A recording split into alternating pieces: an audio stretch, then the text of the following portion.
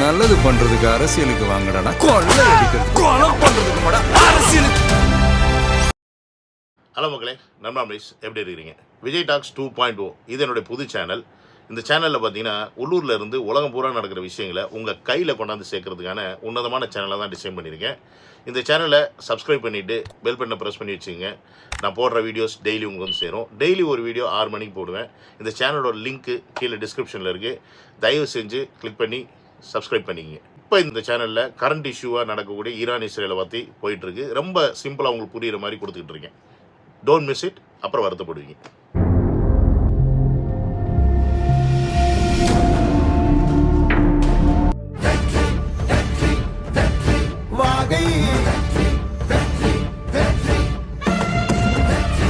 Hello மக்களே, நம்ம எப்படி இருக்கிறீங்க? Welcome to Vijay stock and welcome to another video. நேற்று நம்ம ரஜினிகாந்த் அவர்கள் விட்ட அறிக்கைக்கு நம்ம காட்ட சாட்டமாக ஒரு வீடியோ ஒன்று போட்டிருந்தோம். அதில் வந்து லாஸ்ட்டாக அவர் குறிப்பிட்ட அந்த வார்த்தை வந்து காலம் பேசாது காத்திருந்து பதில் சொல்லும் அப்படின்ற அந்த ஒரு டேக்லைன் மாதிரி ஒன்று போட்டிருந்தார் பார்த்தீங்களா? அதை வச்சு தான் நம்ம வந்து அவர் வந்து பேசியிருந்தோம். ஆனால் வீடியோ முடிக்கும்போது நான் ஒன்று சொல்லியிருந்தேன். ஒரு பிரபலமான யூடியூபர் ஒருத்தர் வந்து பார்த்தீங்கன்னா ரஜினிகாந்த் அவர்கள் வந்து அரசியலுக்குள்ளே வராததுக்கு வந்து ஒரு சில காரணங்கள் வந்து சொல்கிறாரு. அது முழுக்க ஆதரிச்சுனா அப்படி அது வந்து நீங்கள் பேசினது தப்பு அப்படின்னு சொல்லிட்டு பேசினார். அதில் வந்து அவருடைய சங்கீத்தனம் கொஞ்சம் தெரியுதோ அப்படின்ற மாதிரியும் நான் முடிச்சிருந்தேன். என்னை மாதிரி நிறையா பேர் வந்து அவருடைய வீடியோ பார்த்து அவருக்கு பல கமெண்ட்டுகள் போட்டிருப்பாங்க போல இருக்கு. அவர் வந்து இன்றைக்கி வந்து ஒரு வீடியோ போட்டார். என்ன வீடியோ போட்டார்னா, நான் ஒரு ரஜினி ரசிகனாக நேற்று வந்து ரஜினி அவர்களுக்கு சப்போர்ட் பண்ணேன். அவர் வந்து அரசியலுக்கு வராததுக்கு ஒரு சில காரணங்கள் நான் சொன்னேன். ஆனால் எனக்குள்ளே வந்து சில விஷயங்கள் இருக்குது கேட்கணுன்னு. ஏன்னா அவர் வந்து விஜய் அவர்களுடைய கரூர் இன்சிடெண்ட் அப்போ ஒரு அறிக்கை கொடுத்தாரு. அதற்கப்புறம் பார்த்தீங்கன்னா இப்போ ஆதவர்ஜுனா விட்ட அறிக்கைக்கு தான் திருப்பி வந்து ஒரு அறிக்கை கொடுத்துருக்காரு. இடையில ஏகப்பட்ட சம்பவங்கள் வந்து தமிழ்நாட்டில் நடந்துச்சு. அதுக்கெலாம் வந்து அவர் அறிக்கை கொடுக்கல. ஸோ அது வந்து ஒரு சோஷியல் ரெஸ்பான்சிபிலிட்டியோடு நீங்கள் செஞ்சுருக்கணுமே அப்படின்னு நான் ரஜினிகாந்த் அவர்களிடத்தே கேட்கணும். அதனால் நான் அவர்கள்ட்டே இந்த கேள்வி வைக்கிறேன்னு சொல்லிட்டு இன்றைக்கி வீடியோவில் அப்படியே முடிச்சிட்டாரு. ஸோ இப்போ நம்ம அவரை ஏதாவது வச்சு செய்ய போகிறோமா அப்படின்னு கேட்டிங்கன்னா அவரெல்லாம் வச்சு செய்ய போகிறது கிடையாது. ஏன்னா அந்த தம்பி வந்து எல்லாரையும் வந்து டீசெண்டாக தான் பேசுவாப்பில். யாரையும் வந்து பெருசாக காட்ட சட்டமெல்லாம் விமர்சனம் கிடையாது. தப்பு யார் பண்ணாலும் தட்டி கேட்குற மாதிரி தான் வீடியோ போடுவாப்பிலன்னு வச்சுங்களேன். இல்லை கருத்துக்களை எடுத்து மக்கள்கிட்ட பருவாப்பில். இருந்தாலும் அவர் ரஜினிகாந்தோடைய தீவிர ஃபேனாக இருப்பார் போல இருக்கு. அவங்க அப்பா தீவிர ஃபேன் வரையும் சொன்னார். ஸோ அந்த ஒரு எண்ணத்தில் அவர் வந்து ஆதவர்ஜுனாவுடைய அறிக்கைக்கு ரஜினிகாந்த் அவர்களுக்கு முட்டு கொடுத்து பேசினார். பட் இருந்தாலும் அந்த முட்டு கொடுத்ததில் கொஞ்சம் நஞ்சம் முரண் இருக்குது எனக்கு. அது என்னன்றதை இந்த வீடியோவில் பார்க்க போகிறோம். ஏன் அந்த தம்பி வந்து இப்போ முட்டு கொடுத்தது நமக்கு முரணாப்படுது அப்படின்னு பார்த்தீங்கன்னா, அந்த தம்பி முட்டு கொடுக்கறது அவருடைய தனிப்பட்ட விருப்பனே வச்சுக்கலாம். பட் ரஜினிகாந்த் அவர்களுக்கு முட்டு கொடுக்கும்போது கொஞ்சம் வந்து யோசித்து கொடுக்கணும் அப்படின்றது தான் என்னுடைய தனிப்பட்ட கருத்து. ஏன்னா இங்கே ரஜினிகாந்த் அவர்களை சூப்பர் ஸ்டார் ரஜினிகாந்த் சொல்கிறது வேறு. ஆனால் அவருடைய ஃபேன்ஸ் எல்லாம் எப்படி சொல்லுவாங்கன்னா, எங்கள் தலைவர் ரஜினிகாந்த் தான் சொல்லுவாங்க. இப்போ நாம் விக்கிபிரதத்தை வைக்கிற கேள்வி என்னென்னா, ரஜினிகாந்த் அவர்கள் தலைவராக பார்க்குறாங்க அப்படின்னா உங்களுக்கு தெரியும் தலைவரோட அர்த்தம் என்ன அப்படின்னு. மக்கள் சேவையை யார் வந்து முன்னெடுக்கிறாங்களோ அவங்கள தான் வந்து நம்ம தலைவர்னு சொல்லி கொண்டாடுவோம். அப்படி இருக்கும்போது ரஜினிகாந்த் அவர்கள் உங்கள் நினைவுக்கு தெரிஞ்சு என்ன மாதிரியான மக்கள் சேவையில் இது வரைக்கும் இறங்கி செஞ்சுருக்காரு அப்படின்றத நீங்கள் சொல்லியிருந்தீங்கன்னா நீங்கள் வேறு மாதிரி படங்களில் நடிக்கும்போது அவர் தன்னை ஒரு அரசியல்வாதி மாதிரி ஆல்மோஸ்ட் மக்களிடம் காமிச்சு, மக்களுக்கு நான் சேவை செய்கிறதுக்காகவே இந்த கடவுள் என்னை படைச்சி விட்டார் இந்த பூமியில், ஏதாவது பிறந்திருந்தா கூட, நான் கர்நாடகாவில் செட்டிலாக இருந்தால் கூட இந்த ஊரில் நான் வந்து படம் நடித்து இவ்வளோ பெரிய ஆளானதுக்கு காரணம் என்னை வாழ வைத்த இந்த தமிழக மக்கள் தான். ஸோ இந்த மக்களுக்காகவே நான் வந்து உழைக்கிறதுக்காக வந்திருக்கேன், இந்த மக்களுக்காகவே நான் அரசியல் செய்கிறதுக்காக வந்திருக்கேன் அப்படின்ற மாதிரி ஒரு புரிதலை படங்கள் மூலியமாக, பல படங்கள் மூலிமா, அவர் பேச்சு மூலிமா, டைலாக் மூலிமா இந்த மக்கள் மனசில் இடம் பிடிச்சிருந்தார். அதனால அவர் தலைவர்னு கொண்டாடினாங்க. இதே மற்ற நடிகளை யாராவது நம்ம தலைவர்னு சொல்கிறோமா? இல்லையே. இன்க்ளூடிங் விஜய் அவர்கள் முதற்கொண்டு தளபதி தான் சொல்கிறோம். புரியுதுங்களா இல்லையா? அப்போ இங்கே தலைவர்ன்ற பட்டம் எந்த நடிகருக்குமே நம்ம கொடுத்தது கிடையாது. அஜித் அவர்கள் கூட புரியுதுங்களா? தலைவர்னு யாரும் சொல்கிறதில்ல. அப்போ இந்த தலைவர் அப்படின்றது அங்கீகாரம் ஏன் அவர் கொடுத்தோம் அப்படின்னா, அவர் அரசியலுக்கு வருவார், மக்களுக்கு சேவை செய்வார்.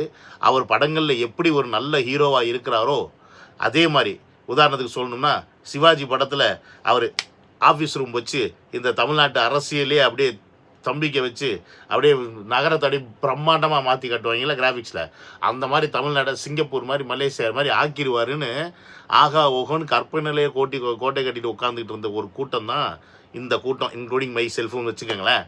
அப்போ இப்படியெல்லாம் அவர் வந்து கொண்டாடும் போது அவர் ஒரு கட்டத்துக்கு மேலே அரசியலுக்குள்ள வரல அப்படின்றது மிகப்பெரிய ஒரு ஏமாற்றமாக இல்லையா இந்த மக்களுக்கு அப்படின்றத நீங்கள் யோசிக்கணும். இந்த தம்பி அவருடைய உடல்நிலை காரணமாக அவர் அரசியலுக்குள்ள வரல, நம்ம அதுக்கு அதிகமாக விமர்சிக்கக்கூடாது அப்படின்னு மட்டும் லைட்டாக எப்படியோ ஒரு முட்டு கொடுத்துட்டு போயிருந்தாருன்னா நமக்கு பிரச்சனை கிடையாது. ஆனால் இவர் என்ன முட்டு கொடுத்தாருன்னா, ரஜினிகாந்த் அவர்கள் உடம்பு சரியில்லாமல் கொரோனா காலகட்டத்தில் அவர் எப்படி வந்து அரசியல் பண்ணுவார், அவர் உயிருக்காக பிரச்சனை கிடையாது, ஆனால் அவருக்கு அரசியல் களத்தில் இறங்கினா அப்போ எவ்வளோ மக்கள் கூடுவாங்க, அப்போ அவங்களுக்குலாம் கொரோனா வராதா, கொரோனாவில் வந்து we are maintaining safe distance, அந்த டிஸ்டன்ஸ் மெயின்டைன் பண்ணக்கூடிய அந்த மாதிரி ஒரு காலகட்டத்தில் ரஜினி அவர்கள் எப்படி அரசியலில் வந்து இறங்குவார், அவர் இந்த மக்கள் மேலே வச்சுருக்க அன்பு பாசம் உசுருலாம் போயிடக்கூடாது அப்படின்றதுக்காக தான் அவர் அரசியலுக்குள்ளே வரல அப்படின்னு அந்த பிரதர் சொல்லியிருக்காரு. அப்போ டக்குன்னு அப்படியே கம்பேரிசன் எங்கே கொடுக்குறாருன்னா, இப்போ பார்த்தீங்களா விஜய் அவர்கள் வந்தார், அரசியல் களத்தில் வந்தார், கரூரில் எவ்வளோ பெரிய கூட்டம் வந்துச்சு, அதில் 41 பேர் உயிரிழந்தாங்க, அது எவ்வளோ பெரிய வழி, எவ்வளோ பெரிய சம்பவம், அந்த மாதிரிலாம் ஒரு சம்பவம் ஆயிருச்சுன்னா அவர் வாழ்நாள் முழுக்க அதை எப்படி அவர் வந்து ஜீர்ணிச்சுப்பார், அதை எப்படி அவர் அக்செப்ட் பண்ணிவிட்டு இந்த அரசியல் களத்தில் இயங்குவார் அப்படின்ற ஒரு கேள்வியும் அவருக்கு வச்சுருந்தார். ஓ, அப்போ அரசியல்னா அவ்வளோ ஈஸியாக இருக்குன்னு ரஜினி அவர்கள் நினச்சிட்டாரா அப்படின்றது தான் என்னுடைய கேள்வி. இப்போ தம்பியோட புரிதல் எந்த அளவுக்கு இருக்குன்னா, உங்கள் தலைவர், இப்போ நான் சொல்கிறேன் ஏன் உங்கள் தலைவர்னா அவர் தானே அவருக்கு முட்டு கொடுத்தாரு.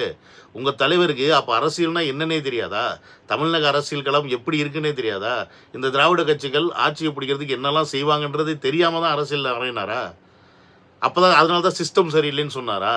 அப்போ சிஸ்டம் சரியில்லைனாவே இங்கே எதுவுமே சரியில்லைன்னு தானே அர்த்தம்.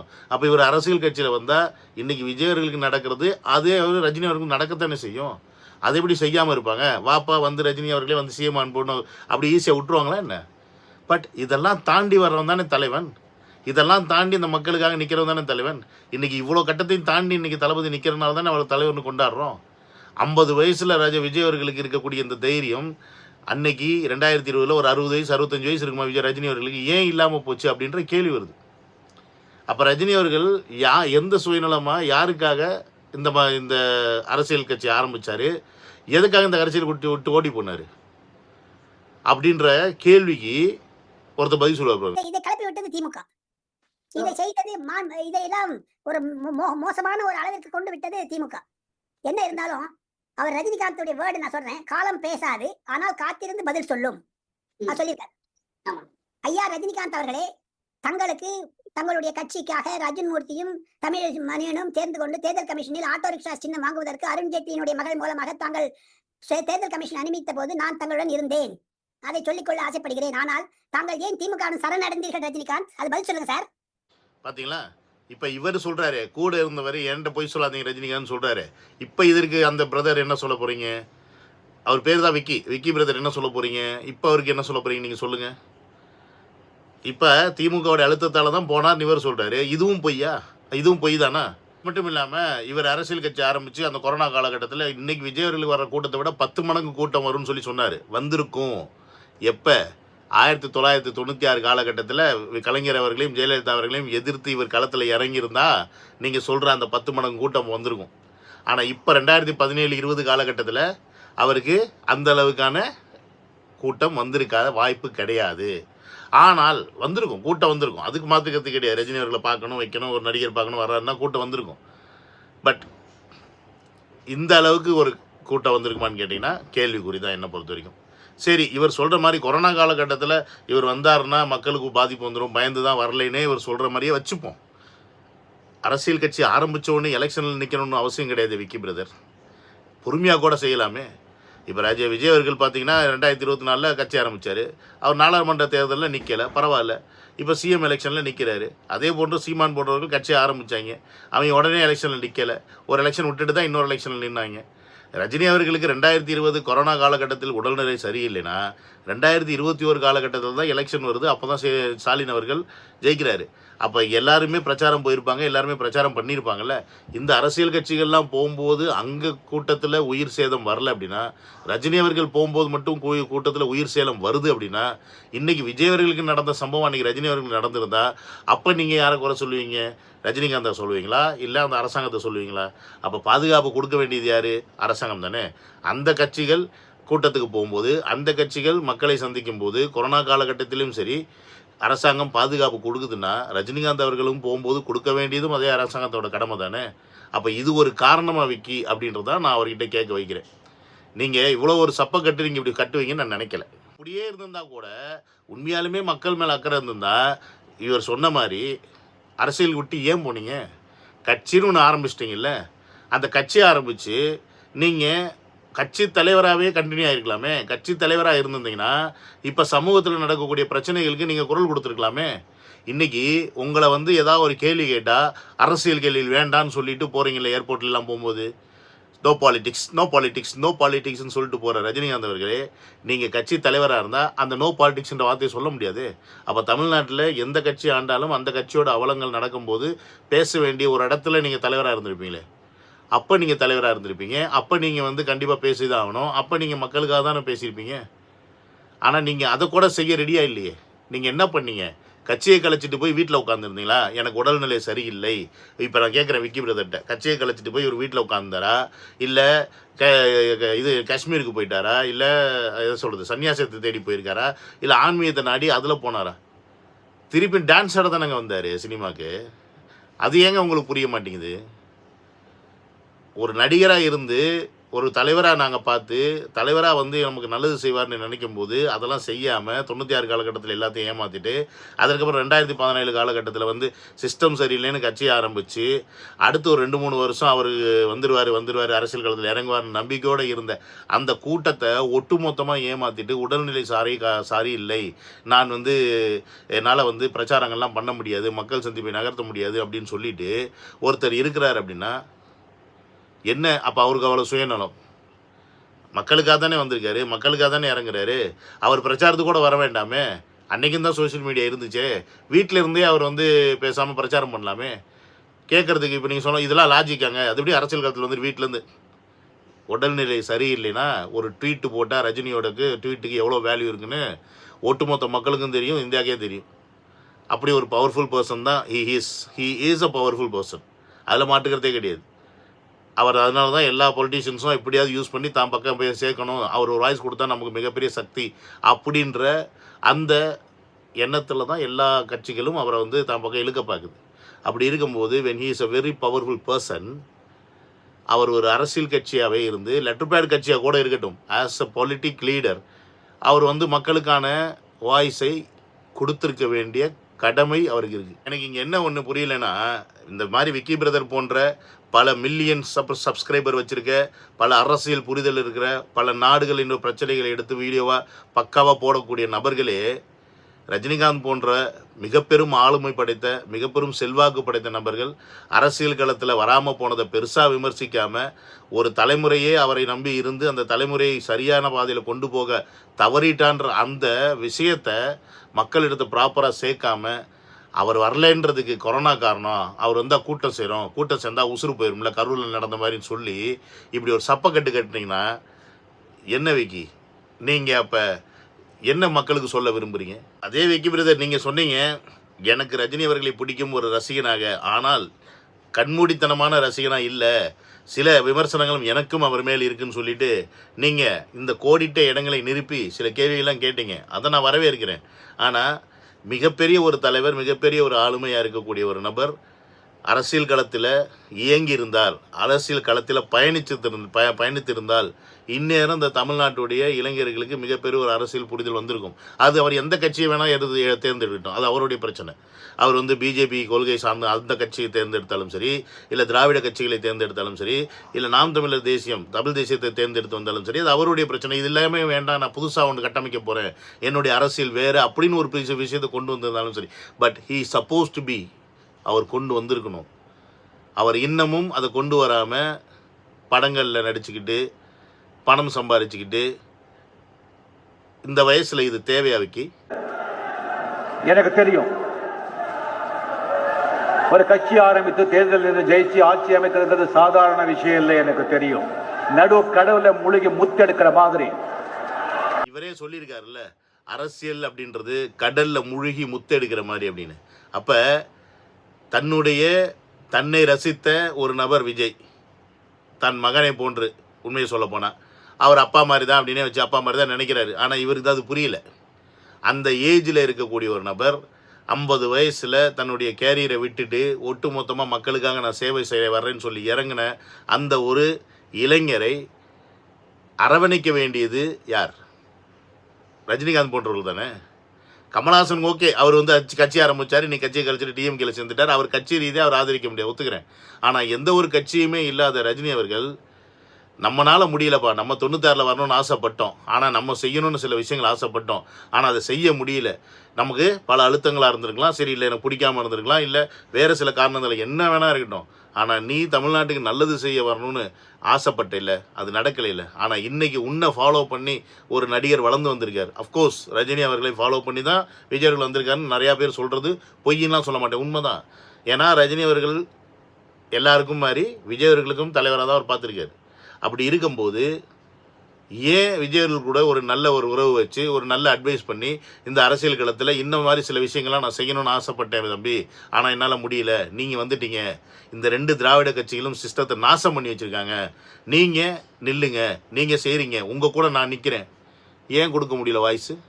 நீங்கள் தானே சொன்னீங்க ஒரு நல்ல தலைவரை தேர்ந்தெடுத்து காட்டுங்க, ஒரு கட்சியில் யார் வேணா இருக்கட்டும் அப்படின்னு சொல்லி, அது ஏன் விஜய் அவர்களுக்கு காட்டக்கூடாது அப்படின்ற கேள்வி நான் வைக்கிறேன். ஏன்னா இங்கே நீங்கள் இப்போ பார்க்குறீங்க, விஜய் அவர்கள் அரசியல் கட்சி வரும்போது புதுசாக ஒரு கொள்கையோடு தான் வந்தார், அதிகாரத்திலும் பங்கு ஆட்சியிலும் பங்குன்னு. இன்றைக்கி எவனாவது ஒருத்தன் இந்த பக்கம் வந்தானா அத்தனை பேரும் பெட்டி எங்கே கிடைக்குதோ அங்கே போய் சேர்ந்துருக்காங்க. அப்போ இங்கே இருக்க எல்லா அரசியல்வாதிகளும் அயோக்கிய பயலுக அப்படின்றது கன்ஃபார்ம் ஆகுது.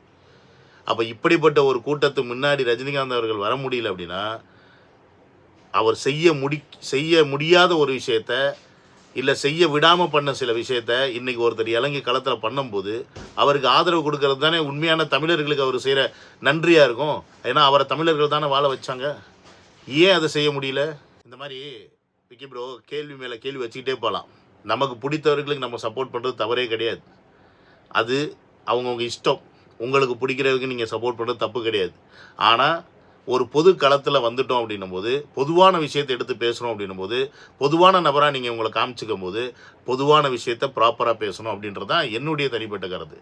இப்போ நான் விஜயர்களுக்காக பேசுகிறேன் அப்படின்னா நான் விஜயர்களுக்காக மட்டும்தான் பேசுகிறேன் அப்படின்றது எல்லாருக்குமே தெரியும். சேனல்லே நான் விஜயர்களை தான் வச்சுருக்கேன். அப்போ அவருக்காக தான் பேசுகிறேன். அவரோட அரசியல் பயணத்தை நோக்கி அவர் அரசியலை வந்து மக்களுக்கு கொண்டு போய் சேர்க்கறதுக்கான வேலையில் நான் இருக்கிறனால அவருடைய பாசிட்டிவ் விஷயத்தை நான் மக்கள்கிட்ட கொண்டு போய் சேர்க்கிறேன். ஒருவேளை நானும் பொதுவாக இருந்திருந்தேன்னா கண்டிப்பாக என்னுடைய பேச்சும் வேறு மாதிரி இருக்கும். ஆனால் இங்கே நீங்கள் பொதுவாக இருந்து பேசும்போது உங்களுக்கு ரஜினி அவர்கள் பிடிக்கும்ன்ற ஒரு காரணத்துக்காக அவரை ஒட்டுமொத்தமாக தூக்கி வச்சுட்டு போகிற போக்கில் மட்டும் இதுக்கெல்லாம் நீங்கள் வாய்ஸ் கொடுத்துருக்கலாமே தலைவரே அப்படின்னு கேட்டுட்டு போகிறது எந்த வகையில் நியாயம்? இது வெறும் வாய்ஸ் கொடுக்குற விஷயம் இல்லை, இது வாழ்க்கையை கொடுக்குற விஷயம், தமிழக மக்களுக்கு வாழ்க்கையை கொடுக்குற விஷயம். ஒட்டுமொத்த மக்களும் இன்றைக்கி நாசமாக போயிருக்காங்க. அப்போ இந்த வாழ்க்கையை திருப்பி கொடுக்கணும்னா நமக்கு ஒரு நல்ல அரசியல் தலைவர் தேவை. அந்த அரசியல் தலைவர் யாருன்னு தெரியாமல் தான் இன்றைக்கி எல்லாருமே தேடிட்டு தெரியும் போது நான் வர்றேன் உங்களுக்காக அப்படின்னு ஒருத்தர் களத்தில் இறங்கினார். 2 வருஷம்தான் ஆகிருக்கு. ஆனால் இந்த 2 வருஷத்தில் அவரை சுற்றி மட்டும்தான் அரசியல் நடந்துகிட்டு இருக்கு அப்படின்றது உங்களுக்கும் தெரியும், மற்ற ஊடகவியலாருக்கும் தெரியும், இந்த இந்தியாவுக்கே தெரியும். அவர் இல்லாத அரசியல் இல்லை, அவர் பேசாத வாய் கிடையாது, அவர் மட்டும்தான் பேசிகிட்டு இருக்காங்க விஜய் விஜய் விஜய் விஜய். அப்போ அவர் இவ்வளோ பெரிய தாக்கத்தை இந்த தமிழக அரசியலில் ஏற்படுத்த முடியும் அப்படின்னா அவர் மிகப்பெரிய மாற்றத்தை கொண்டு வர முடியுன்றது நம்பிக்கை. அந்த மாதிரி நம்பிக்கையோட இவரை போன்ற ரஜினிகாந்த் அவர்களை போன்ற மிக பெரும் ஆளுமைப்படுத்த நல்ல மனசு இருந்தால், ஒருவேளை ரஜினிகாந்த் அவர்கள் நல்ல மனசு இருந்தால் கண்டிப்பாக விஜய் போன்ற நபர்களுக்கு அவர் ஆதரவு தெரிவிச்சிருக்கணும், கூட நிற்கணும். இதுதான் ஒரு நல்ல தலைவர் செய்ய வேண்டிய வேலை. நான் ஒன்று சொல்லிட்டான்னு சொல்லிட்டு இவ்வளோ பெரிய அறிக்கையை கொடுத்து காலம் பேசாது காத்திருந்து பதில் சொல்லணும்னு சொல்லிட்டு அதுக்கு என்னங்க அர்த்தம்? காலம் பேசாது விச் மீன்ஸ் இவரும் பேச மாட்டார், காத்திருந்து பதில் சொல்லும். எப்போ காத்திருந்து என்ன பதில் சொல்ல போகிறாங்க, யார் பதில் சொல்ல போகிறாங்க? இவர் வருவார்னு காத்திருந்து தமிழக மக்கள்லாம் ஏமாந்தது மட்டும்தான் மிச்சம். இவருக்கு பதிலே சொல்ல தெரியல. இவர் வந்து திமுகவோட கொத்தடிமையாக மட்டும்தான் வேலை பார்க்குறாரு அப்படின்றது தான் இன்றைக்கி ஒட்டுமொத்த மக்களும் புரிஞ்சுக்கிட்டாங்க. ஒருவேளை நீங்கள் சொல்கிற மாதிரி ரஜினி அவர்களுக்கு இன்றைக்கி ரசிகராக மட்டும்தான் சில பேரை பிடிச்சிருக்க ஒழிய நல்ல மனிதராக பல பேர் அவரை வெறுத்துட்டாங்க. இதே ரஜினி அவர்கள் கொரோனா காலகட்டத்தில் உடல்நிலை சரியில்லைனாலும் நான் இந்த மக்களுக்காக சேவை செய்ய வர்றேன் அப்படின்னு சொல்லி களத்தில் இறங்கியிருந்தார்னா, களத்தில் கூட வேண்டாங்க வீட்டிலே இருந்து அரசியல் பண்ணியிருந்தா கூட இவரை இந்நேரம் தமிழக மக்கள் தலை மேலே தூக்கி வச்சு கொண்டாடி இருப்பாங்க. இந்த 2026 அவருக்கான களமாக கூட இருந்திருக்கும். விஜய் அவர்கள் அரசியல் களத்தில் வர வேண்டிய தேவையே இருந்திருக்காது அப்படின்றது தான் என்னை போன்ற நபர்கள் புரிந்து கொண்டது. இது உங்களுக்கும் புரியுமா அப்படின்னா கண்டிப்பாக புரியும். நீங்களும் அவர் ரசிகராக மட்டும் பார்க்காம ஒரு தமிழராக இருந்து பார்த்தீங்கன்னா நான் பேசுகிற விஷயங்கள் உங்களுக்கு புரியும். இல்லை எனக்கு அதெல்லாம் புரியாதுப்பா, நான் வந்து ரஜினி ரசிகன், நான் பேசுனது சரிதான் அப்படின்னு நீங்கள் மைண்டில் நினச்சிக்கிட்டாலும் அதை பற்றி எனக்கு கவலை கிடையாது. ஆனால் ஒரு தலைவன் அப்படின்றவன் உருவாக்கப்படுபவன் இல்லை, தானாக உருவாகிறவன். இந்த மக்களுக்காக இந்த மக்கள் படும் அவலங்களை பார்த்து பார்த்து பார்த்து தனக்குள்ளே நொந்து நொந்து நொந்து ஒன்றுமே செய்ய முடியலன்னு ஏங்கி ஏங்கி ஏங்கி இந்த அதிகாரம்ன்ற ஒன்று இருந்தால் மட்டும்தான் அந்த மக்களுக்கு செய்ய முடியும்னு தன்னெழுச்சியாக ஒருத்தன் வந்து இறங்கலாம் பாருங்க, அவன் தான் தலைவன். அப்படி ஒரு தலைவனாக தான் இன்றைக்கி தளபதியை எல்லாரும் பார்க்குறாங்க, தமிழ்நாட்டு மக்கள் பார்க்குறாங்க. அதனால தான் இன்றைக்கி தலையில் தூக்கி வச்சு அவரை கொண்டாடுறாங்க அப்படின்றது வெக்கி போன்ற நபர்களுக்கு புரிந்தால் எனக்கும் மகிழ்ச்சியே, உங்களுக்கும் புரிஞ்சிச்சுன்னா ரொம்ப ரொம்ப மகிழ்ச்சின்னு சொல்லிட்டு இந்த வீடியோ முடிச்சுக்கிறேன். see you on another video. love you all, take care, bye bye. 2026 நமக்கான தலையெழுத்தை நாம் தீர்மானிக்கிற ஒரு நாள், ஏப்ரல் 23. மறந்துடாதீங்க. இந்த வாட்டி விட்டீங்க அப்படின்னா வேறு எந்த வாட்டியும் உங்களுக்கு கிடைக்காது அப்படின்றத நீங்கள் புரிஞ்சுக்கிங்க.